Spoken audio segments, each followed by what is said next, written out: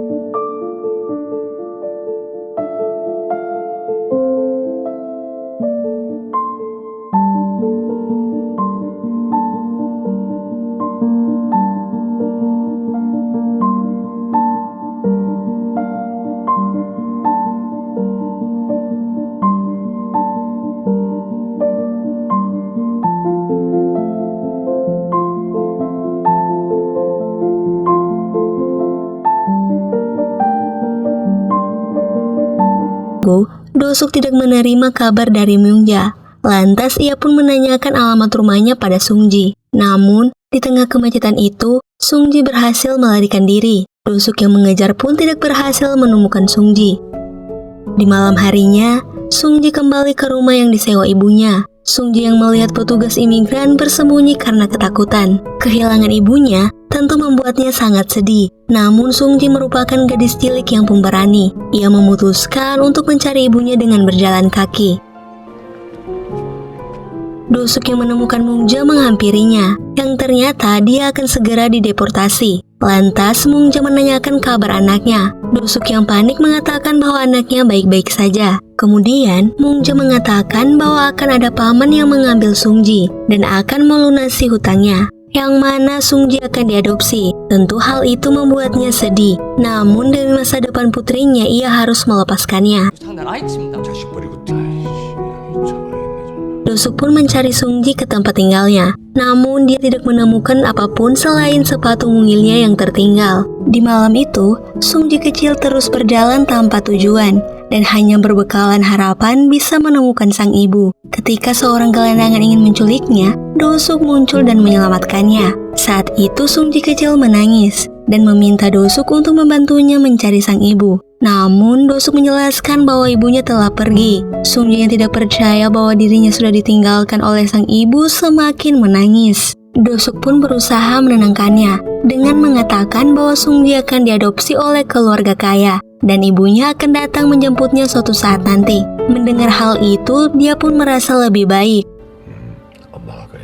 Keesokan harinya, Sungji berusaha sebaik mungkin untuk menjadi anak yang rajin, di mana ia membersihkan rumah Dosuk yang berantakan dan melayaninya saat ia pulang kerja. Tidak lama dari itu, paman menghubungi Dosuk. Ia meminta untuk merawat Sungji sebelum ia datang dan membayarkan hutang Myungja. Sesuai permintaan paman, Dosuk mengajak Sungji ke kota untuk jalan-jalan. Dosuk yang selalu memanggil Sungji dengan sebutan jaminan membuatnya kesal. Namun dia tertawa saat mengetahui nama Dosuk yang memiliki arti kepala batu. Hingga Sungji memberikan nama untuk Dosuk dengan sebutan Sungbo yang berarti pemenang. Hari itu, Dosuk membawa Sungji pergi ke mall untuk membeli pakaian lalu pergi ke tempat makanan. Tidak hanya itu, Dosuk membawa Sungji ke konser idol favoritnya. Mereka pun harus menyelinap karena tidak memiliki tiket. Bahkan, dia memberikan Mercedes kaset dan CD yang sangat diinginkan oleh Sungji. Jongbi berusaha merayakan hari terakhir Sungji sebelum dia pergi dan diadopsi keluarga baru. Walaupun senang, Sungji merasa sedih karena harus meninggalkan mereka berdua.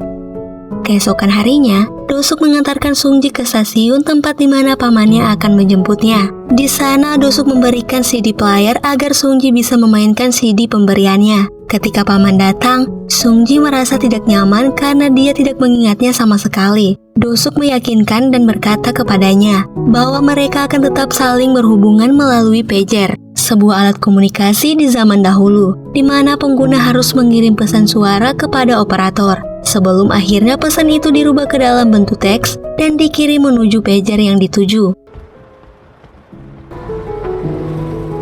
Pager yang ia kirim tidak pernah dibalas. Hal itu membuat Dosuk gelisah hingga menyadari ada sesuatu yang tidak beres. Akhirnya, Dosuk melacak alamat paman itu melalui nomor teleponnya. Ternyata paman itu merupakan orang asing yang menipu Mungja dengan mengatakan bahwa anaknya akan diadopsi keluarga kaya. Namun ternyata Sungji dijual untuk dijadikan pembantu. Dosuk sangat marah mengetahui bahwa Sungji dijual hanya demi 300.000 won kepada orang lain yang tidak dikenalnya. Ia dibeli oleh pihak klub malam yang menjadikannya sebagai pembantu.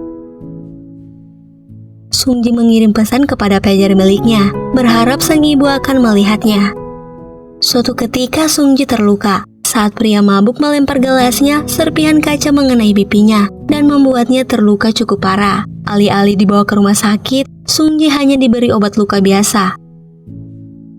Dosuk yang membawa kembali barang-barang yang disimpan Sungji menemukan pager miliknya. Saat ia memeriksa, ternyata ada sebuah pesan dari Sungji. Dosuk pun membalasnya dan memberikan nomor teleponnya. Setelah lama menunggu, Dosuk akhirnya menerima telepon dengan suara tangis yang meminta tolong kepadanya. Lantas Dosuk pun meminta alamat klub malam tersebut dan segera mendatanginya dengan marah. Setibanya di sana, Dosuk segera melepaskan Sungji yang terkunci di dalam rumah. Dengan tangan ia memecahkan kaca dan membawa Sungji pulang. Pemilik klub yang menyadari mendatangi Dosuk. Dengan marah, Dosuk bertanya berapa harga untuk menebus Sungji. Wanita itu meminta tebusan 4 juta won. Walaupun Dosuk tahu Sungji tidak dibeli segitu, namun ia tidak menawarnya karena baginya Sungji sangatlah berharga. Keesokan harinya, Dosuk menjual mobilnya untuk membayar tebusan. Setelah itu dia membawanya ke rumah sakit untuk diobati. Dokter menyarankan bahwa Sungji harus menjalani operasi khusus agar lukanya tidak membekas. Walaupun harganya sangat mahal, Dosuk tetap melakukannya demi masa depan Sungji.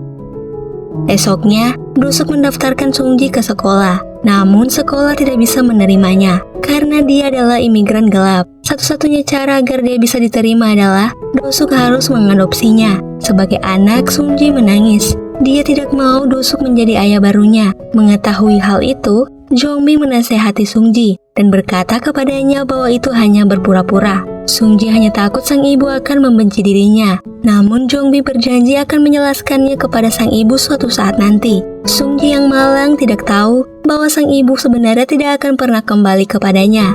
Akhirnya, Dosuk mengangkat dia sebagai anaknya dan merawatnya selayak orang tua. Ia menyekolahkannya, memberinya bekal makan, dan mendidiknya dengan baik, hingga dia tumbuh menjadi sosok remaja yang cantik.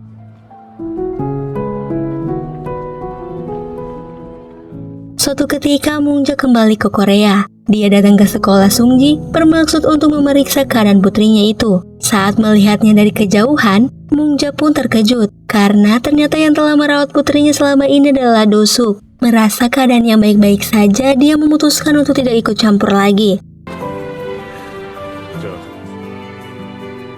Singkat cerita, Sungji kini menjadi mahasiswa di salah satu universitas ternama. Sebagai ayah, Dosuk selalu mencemaskannya jika pulang terlambat. Bahkan dia memarahi pria yang membantunya pulang saat mabuk. Dosuk tidak mau putri kesayangannya itu dimiliki orang yang tidak pantas. Seperti ayah pada umumnya, Dosuk menanyai pria yang menjadi pacar Sungji. Saat itu ia menyadari kualifikasinya sangat bagus. Jongbi pun menyarankan Dosuk untuk tidak khawatir dan menerimanya. Tidak lama dari itu, nenek dari Sungji menelpon. Ia memberitahu bahwa keadaan Mungja kritis. Ia berpesan bahwa dia sangat ingin menemui putrinya.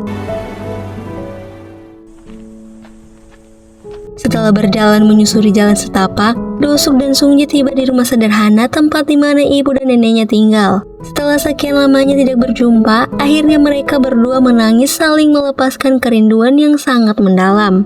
Setelah itu Mungje sangat berterima kasih pada Dosuk. Dia tidak tahu harus membalas kebaikan itu dengan apa. Setelah meminta maaf atas semua permasalahan yang dia berikan, Mungje pun meminta tolong Dosik untuk terakhir kalinya. Ia tahu bahwa dirinya sudah keterlaluan, namun dia merasa harus memberitahu kebenarannya, bahwa ayah Sungji ternyata masih hidup.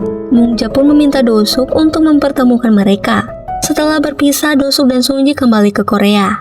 Di pagi hari, Sungji melihat sepatu Dosuk yang sudah lama dan hampir rusak. Sungji pun pergi bekerja paruh waktu, bermaksud untuk mencari uang dan membelikan sepatu baru untuk Dosuk. Sementara itu, Dosuk terus mencari keberadaan ayah kandung Sungji, walaupun dia sendiri merasa tidak sehat. Setelah ditemukan, ternyata ayah Sungji sudah berkeluarga dan memiliki seorang anak. Tidak lama dari itu, Dosuk membawa Sungji dan mempertemukan mereka berdua. Setelah mengantarkannya, Dosuk pun pulang dengan perasaan yang sedih. Ia mengira bahwa Sungji akan tinggal bersama ayah kandungnya.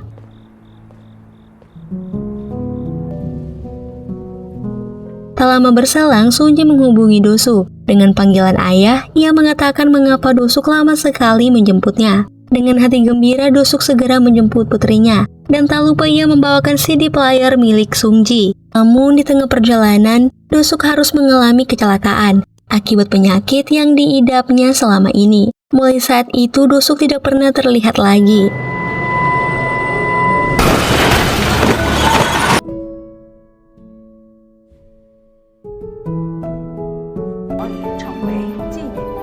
10 tahun berlalu, kini Sungji sudah menjadi penerjemahan menteri untuk bahasa Mandarin. Sekian lama ia mencari ayahnya, tiba-tiba ia mendapatkan telepon dari Paman Jongbi yang mengatakan bahwa ia menemukan Dosuk. Dengan segera Sungji kembali ke Korea. Setibanya di rumah sakit yang dikabarkan bahwa Dosuk dirawat di sana, mereka tidak menemukannya. Hal itu tentu membuat mereka kecewa. Dalam perjalanan kembali, Sungji mengingat nama yang telah diberikannya pada Dosuk, yaitu Bongsu. Dengan segera mereka menanyakan ke kantor polisi, dan syukurlah bahwa nama itu berada di rumah sakit khusus. Langsung saja mereka menuju ke sana. Di sana mereka diberitahu bahwa Dosuk mengalami lupa ingatan, hingga mereka tidak tahu identitas Dosuk dan hanya menemukan buku yang tertulis Bosuk dan Jaminan. Lantas mereka memberikan nama Dosuk dengan identitas Bongsuk.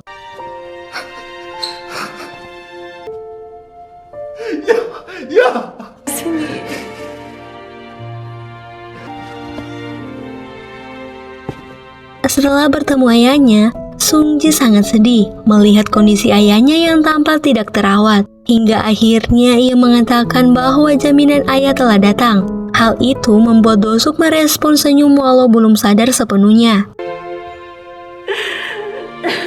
Film ditutup, di mana Dosuk mengiringi pernikahan anaknya dan ingatannya mulai pulih perlahan.